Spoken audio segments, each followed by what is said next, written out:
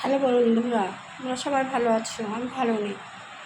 আর একটা রোগের বৃদ্ধি হয়েছে, thyroid, high pressure, high sugar, ঘাড়ে স্পন্ডিলোসিস। আবার এবার পরীক্ষা টরীক্ষা করে বেরোলো ইউরিক অ্যাসিড। তা যাই হোক, ওষুধ খেয়ে একটু ভালো আছি। পরীক্ষা করা হয়েছিল, সব কিছু বলেছিলাম তোমাদের। এখন চলো দেখো, এই যে আমি ইনসুলিন নিই, দেখতে পাচ্ছি ইনসুলিনটা নিই,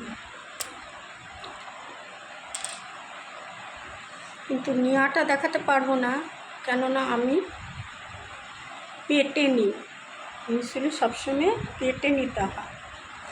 এই যে 30, দুপুরে নিই 35, এখন নিই 30। কালকে ডাক্তার দেখাতে গেছি, হাই পাওয়ারের ওষুধ খাই, তারপরে ইনসুলিন নিই, তারপরেও আমার সুগারটা বেড়ে যায়। বাড়িতে খুব টেনশন, কাউকে নিয়ে না, আমার ছোটো ছেলেটাকে।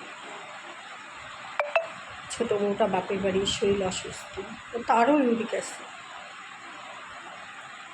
তাই ছোটো ছেলেটা একদম কথা শুনে না, কথার অবাধ্য।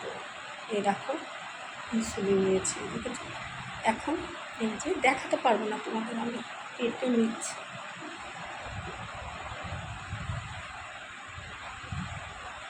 ভীষণ লাগে, প্রত্যেকটা দিন 2টো করে আমাকে নিতে হয়। দুপুরে 35, রাত্রিরে 30।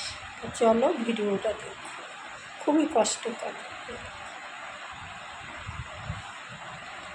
লাইক করো, কমেন্ট করো।